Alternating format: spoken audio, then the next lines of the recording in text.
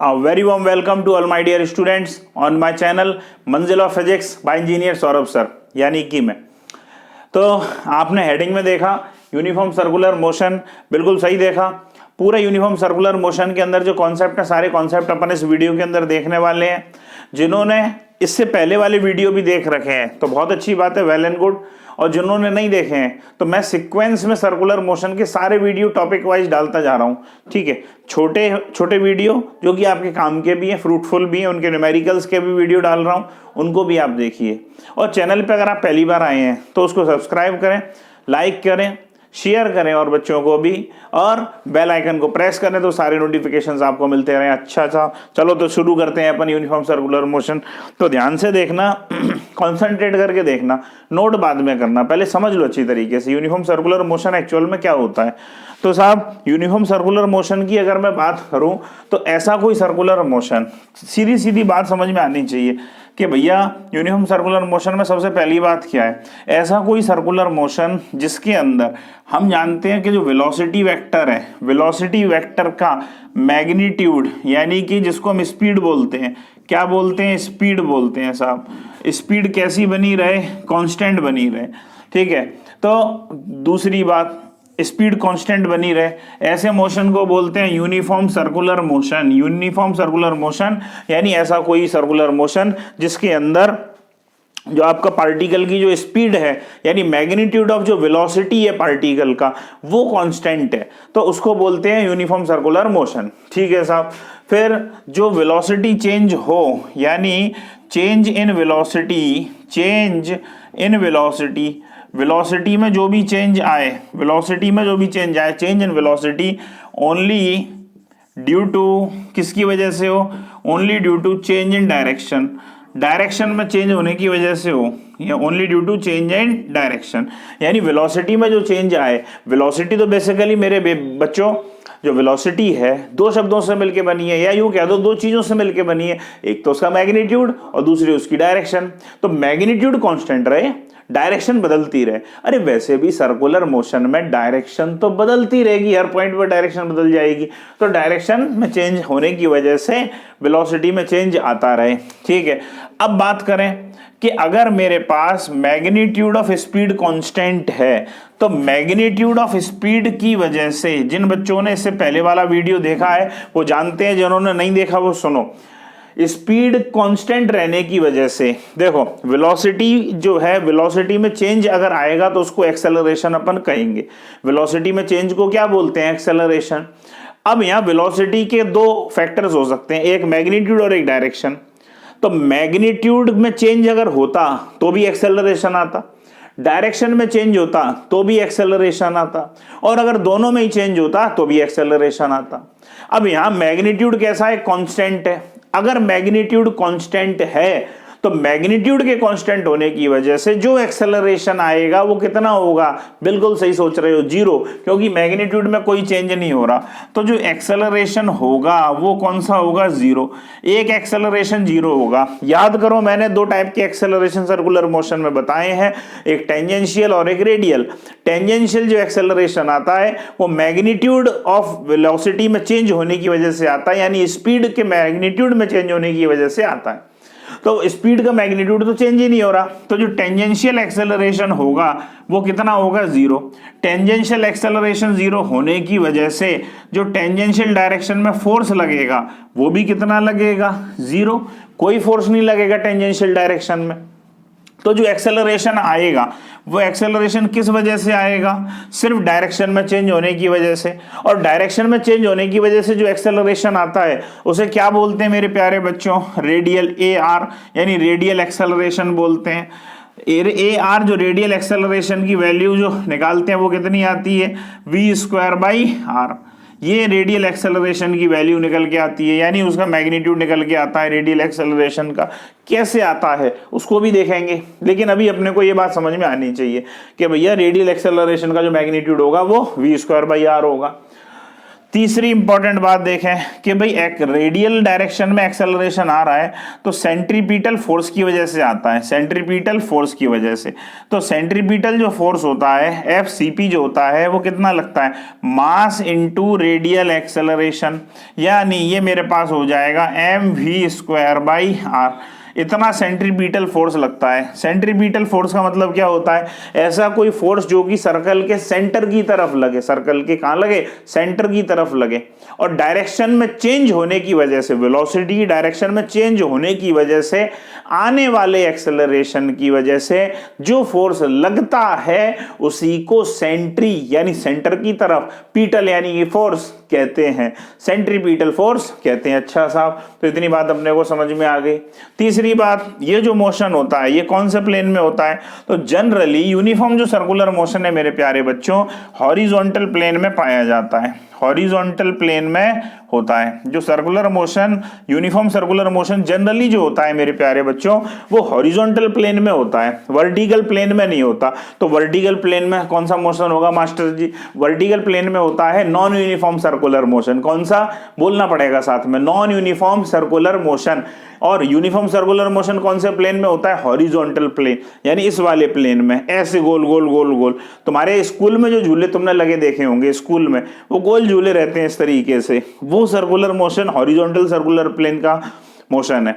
और मेला अगर देखा, कभी मेले में गए हो, कभी फेयर में, ट्रेड फेयर में कभी गए हो, मेले में गए हो, तो मेले में जो लंबा वाला झूला देखा हो गोल गोल गोल, वो वर्टिकल प्लेन वाला सर्कुलर मोशन है, वो नॉन यूनिफॉर्म सर्कुलर मोशन है। एक पते की बात बताऊं, काम की बात, सुनना ध्यान से। हॉरिजॉन्टल प्लेन में जब सर्कुलर मोशन होता है तो जितने भी पार्टिकल्सों की डिस्टेंस होती है, मान चलो ये हॉरिजॉन्टल प्लेन है, यहाँ तुम खड़े हुए हो, मान चलो ये तुम खड़े हो, यहाँ कोई और खड़ा है, यहाँ कोई और खड़ा है, यहाँ कोई और खड़ा है, यहाँ कहीं और खड़ा है, जमीन से लेके यानी अर्थ से सबकी डिस्टेंस कितनी रहेगी, सेम। सबकी डिस्टेंस अगर सेम रहेगी तो रियलिटी में क्या होता है कि हर पार्टिकल के ऊपर अर्थ का ग्रेविटेशनल इफेक्ट यानी जो ग्रेविटेशनल फोर्स है वो सेम लगता रहेगा, जी की वैल्यू सेम रहेगी।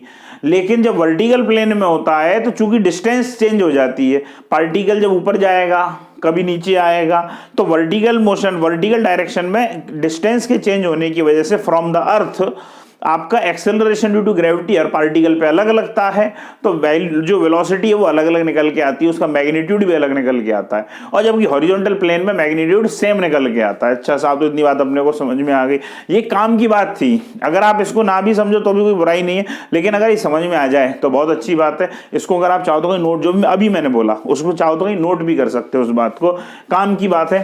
तो हॉरिजॉन्टल प्लेन के अंदर अपना ये वाला सर्कुलर मोशन पाया जाता है।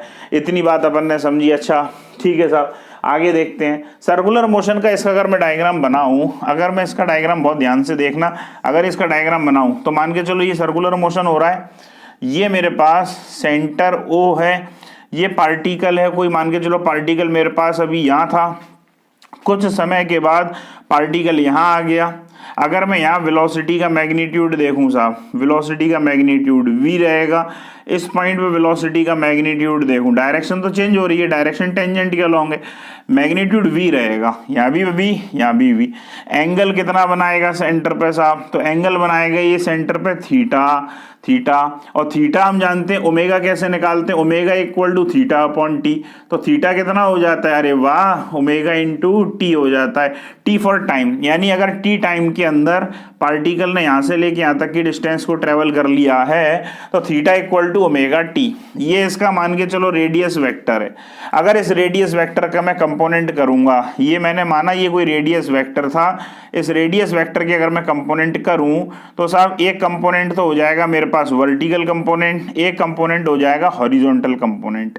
तो वर्टिकल कंपोनेंट यानी रेडियस वेक्टर को कैसे लिख पाऊंगा मैं, रेडियस वेक्टर को कैसे लिख पाऊंगा उसको भी देखते हैं। ये मेरे पास, इसमें मैंने ये समझाने की कोशिश की है, वेलोसिटी डायरेक्शन में तो चेंज हो रही है लेकिन मैग्नीट्यूड यहाँ भी v है, यहाँ भी v है, टाइम चेंज हुआ, पार्टिकल की पोजीशन चेंज हुई लेकिन मैग्नीट्यूड सेम रहा। इतना ही होप सो आपने नोट किया होगा। आगे बढ़ते हैं।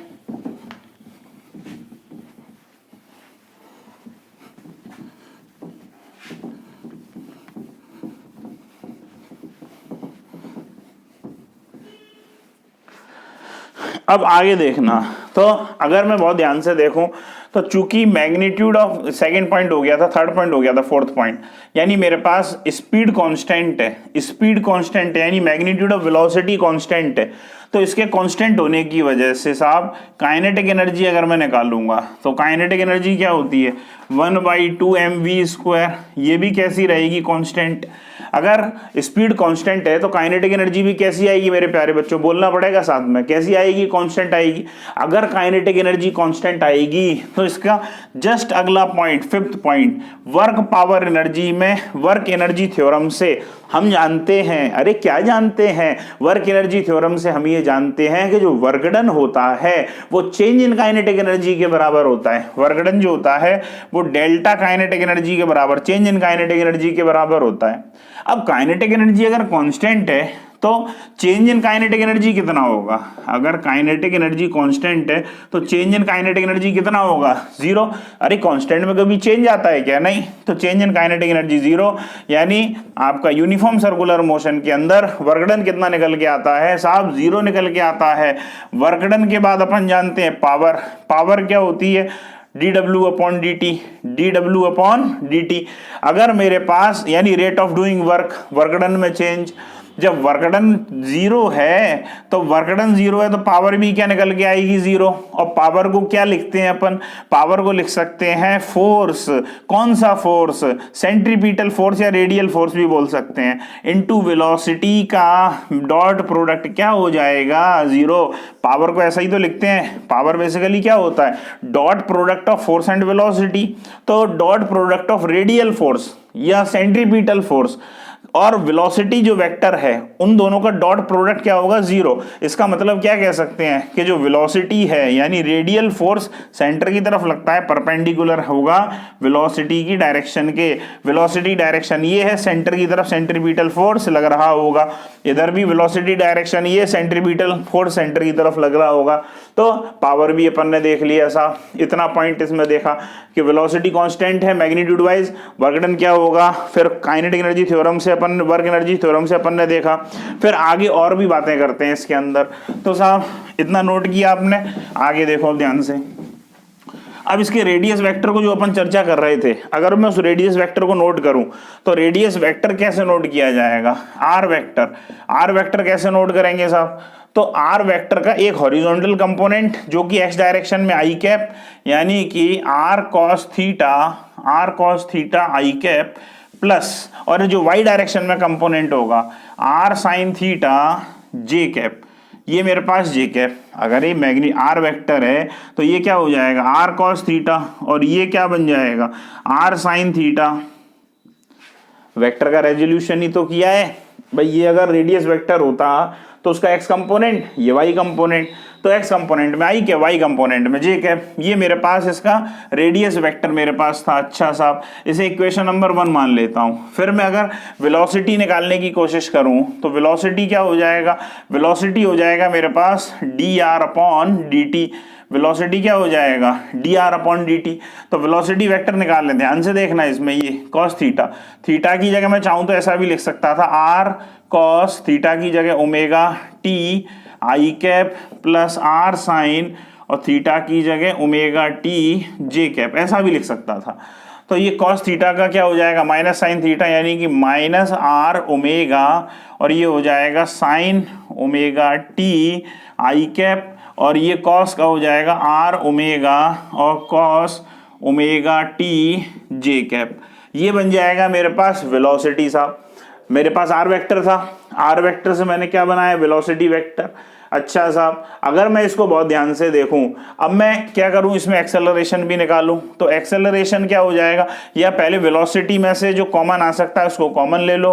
कॉमन क्या आ जाएगा मेरे पास भाई आर ओमेगा कॉमन आ जाएगा, यानी आर इंटू ओमेगा कॉमन आ गया, या ओमेगा कॉमन लो, सिर्फ अकेला ओमेगा कॉमन ले लो, कॉमन ले लिया ओमेगा, तो अंदर क्या बचेगा मेरे पास, क्या बचेगा, मैं इसमें क्या करूं, तो मैं इसमें ना माइनस ओमेगा कॉमन लूं, तो माइनस ओमेगा, तो ये बन जाएगा R sine omega T I cap, और माइनस ये हो जाएगा आर कॉस ओमेगा टी और ये जे कैप, ये बन जाएगा। अब अगर मैं एक्सेलरेशन निकालता हूं जो कि रेडियल एक्सेलरेशन होगा तो वो dv अपॉन dt कर दूं साहब, इसमें dv अपॉन dt यानी वेलोसिटी जो आई है इसको डिफरेंशिएट कर दूं, इसे इक्वेशन नंबर 2 मान लो। तो वेलोसिटी को डिफरेंशिएट कर दूंगा तो ये क्या बन जाएगा, माइनस ओमेगा और r, अब ये क्या हो जाएगा, r omega cos omega T I cap और माइनस कॉस, तो कॉस का तो माइनस साइन थीटा होता है, तो माइनस माइनस हो जाएगा plus r omega sine omega T J cap, ये बन जाएगा साहब। तो रेडियल एक्सेलरेशन जो निकल के आया मेरे पास वो कितना आया, माइनस ओमेगा, फिर कॉमन आ सकता है तो माइनस ओमेगा स्क्वायर, और अंदर बचेगा साहब, क्या बचेगा मेरे पास अंदर, तो ये बचेगा r cos omega T I cap और प्लस ये मेरे पास r sign omega T J cap. ओ हो, ये तो मैंने देखा कि भैया ये क्या चीज लिखी हुई है, अरे वाह, ये तो आर वेक्टर लिखा हुआ है, ये तो आर वेक्टर ऐसे ही तो था, R cos theta I cap plus R sine theta J cap, तो अपन इसको नोट कर देंगे। तो रेडियल एक्सेलरेशन जो अपने को मिला वो कितना मिला, minus omega square into R vector, ये मेरे को रेडियल एक्सेलरेशन की वैल्यू मिली। ये माइनस साइन क्या बताता है, इसको ध्यान से देखो, ये जो रेडियल एक्सेलरेशन मिला minus omega square into R vector, यानी जो रेडियल एक्सेलरेशन है वो रेडियस के अलोंग है, और माइनस क्या बताता है कि भाई अप टुवर्ड्स द सेंटर, यानी रेडियस वेक्टर अगर ये है तो रेडियल एक्सेलरेशन की डायरेक्शन ये है, यानी अगर रेडियस मेरे पास ये है तो रेडियल एक्सेलरेशन की डायरेक्शन क्या है, उसकी अपोजिट है, ये माइनस साइन बताता है, यानी टुवर्ड्स द सेंटर है, सेंट्रीपिटल है, तो ये मेरे पास इतना मिला। आगे देखो ध्यान से, तो इसको अपन रब करते हैं, आई होप सो आपने नोट किया होगा बेटा, ये आगे समझना है इसमें। तो जो रेडियल एक्सेलरेशन आया मेरे प्यारे बच्चों, उसको मैं क्या ऐसा लिख सकता हूं, हम जानते हैं कि v इक्वल्स टू होता है omega into R, v equals to omega into R होता है, पुराने वीडियोस में अपन सीख चुके हैं। तो ओमेगा की जगह क्या लिख सकते हैं, v by R equals to omega, तो ओमेगा स्क्वायर की जगह क्या आ जाएगा, minus v square by R square, और ये मेरे पास आर वेक्टर। अगर मैं इसका मैग्नीट्यूड निकालूं तो ए आर क्या आएगा, यानी मैग्नीट्यूड अगर मैं इसका निकालूं तो वो क्या आ जाएगा, ये बन जाएगा मेरे पास V square by R square into R से ये पावर छमाछम हो गई, यानी ये मेरे पास क्या मिला मेरे को, v square by r. Radial acceleration का जो मैग्नीट्यूड मेरे पास मिला, जिसको मैं ऐसा भी ए आर सिंपल सा ऐसा भी लिख सकता था, वो कितना मिला, वी स्क्वायर बाई आर मिला। अब अगर मैं बहुत ध्यान से देखूं तो ये भी लिख सकता हूं, मैं इसको v की जगह ओमेगा आर पुट करूं तो ओमेगा स्क्वायर इंटू आर भी लिख सकता हूं, मैग्नीट्यूड वाइज, डायरेक्शन वाइज अपन ने यहां देख लिया कि टुवर्ड्स द सेंटर होगा, magnitude wise omega square r भी लिख सकते हैं। फिर और क्या लिख सकते हैं इसको, ओमेगा को क्या लिख सकते हैं, ओमेगा को लिखते हैं 2 पाई अपॉन टी लिखते हैं, या 1 अपॉन टी को फ्रीक्वेंसी लिखते हैं तो 2 पाई एफ भी लिख सकते हैं। तो ओमेगा स्क्वायर, ओमेगा की जगह मैं 2 पाई एफ लिखूं तो ये हो जाएगा 4 पाई स्क्वायर एफ स्क्वायर, और ये मेरे पास आर, ये बन जाएगा। मैं इस रेडियल एक्सेलरेशन के मैग्नीट्यूड को ये भी लिख सकता हूं। अच्छा भाई, और क्या करना चाहिए अपने को इसके अंदर, और क्या किया जा सकता है, तो और ये कर सकते हैं इसमें कि भाई मेरे पास जो रेडियल एक्सेलरेशन है, अगर मैं इसमें मल्टीप्लाई कर दूं मास का, अगर मैं इसमें मास का मल्टीप्लाई कर दूं तो यही तो मेरे पास रेडियल फोर्स आ जाएगा, यानी सेंट्रीपिटल फोर्स आ जाएगा। तो सेंट्रीपिटल फोर्स कितना हो जाएगा, m into v square by r भी हो सकता है, और m ओमेगा स्क्वायर आर भी हो सकता है। और क्या हो सकता है, वो जो 4 pi square into 4 pi square f square r, वो भी उसके फॉर्म में भी लिख सकते हैं। तो हमारे पास रेडियल फोर्स का मैग्नीट्यूड भी आ गया। तो अपन ने क्या देखा, यूनिफॉर्म सर्कुलर मोशन के अंदर रेडियल फोर्स कितना लगता है, रेडियल एक्सेलरेशन कितना लगता है, टेंजेंशियल एक्सेलरेशन 0 क्यों होता है, ये अपन ने सीखा। I hope so you enjoyed this video. Circular motion के आगे का जो टॉपिक है वो अगले वीडियो में। थैंक यू बच्चों, आगे की बातें अगले वीडियो में। आप अगर चैनल पर पहली बार आए हैं, नए आए हैं, तो चैनल को सब्सक्राइब करें, वीडियो को लाइक करें और बच्चों को भी शेयर करें, जिससे उनका भी आपकी तरह बेनिफिट हो सके। सो थैंक यू बच्चों, हैव अ नाइस डे।